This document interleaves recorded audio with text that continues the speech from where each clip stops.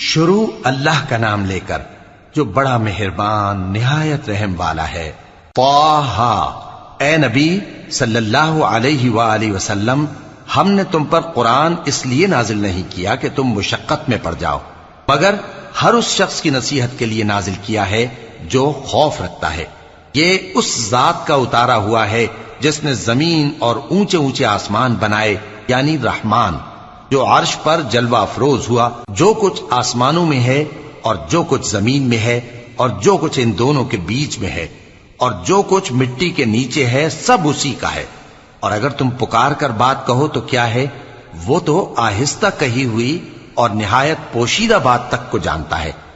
اللہ وہ معبود برحق ہے کہ اس کے سوا کوئی معبود نہیں ہے، اس کے سب نام اچھے ہیں۔ اور کیا تمہیں موسیٰ کے حال کی خبر ملی ہے؟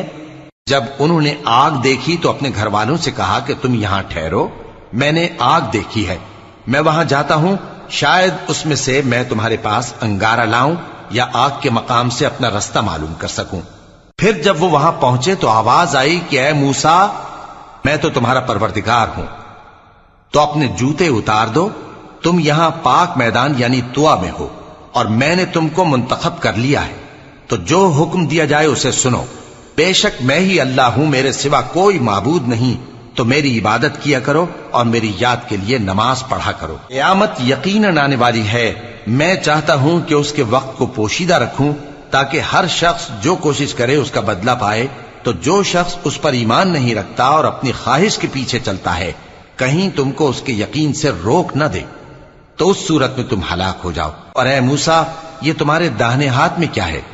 انہوں نے کہا، یہ میری لاٹھی ہے، اس پر میں ٹیک لگاتا ہوں اور اس سے اپنی بکریوں کے لیے پتے جھاڑتا ہوں، اور اس میں میرے اور بھی کئی فائدے ہیں۔ فرمایا کہ موسیٰ اسے زمین پر ڈال دو، تو انہوں نے اس کو ڈال دیا اور وہ یکا یک سانپ بن کر دوڑنے لگا۔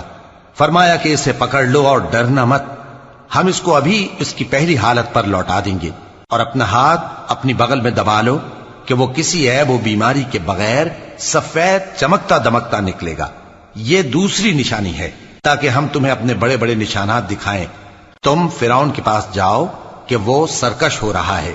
کہا، اے میرے پروردگار، اس کام کے لیے میرا سینہ کھول دے اور میرا کام آسان کر دے، اور میری زبان کی گرہ کھول دے تاکہ وہ میری بات سمجھ لیں، اور میرے گھر والوں میں سے ایک کو میرا وزیر یعنی مددگار مقرر فرما، یعنی میرے بھائی ہارون کو۔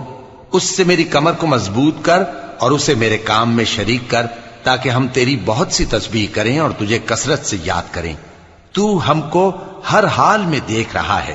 فرمایا، موسیٰ، تمہاری دعا قبول کی گئی، اور ہم نے تم پر ایک بار اور بھی احسان کیا تھا جب ہم نے تمہاری والدہ کو الہام کیا تھا جو تمہیں بتایا جاتا ہے۔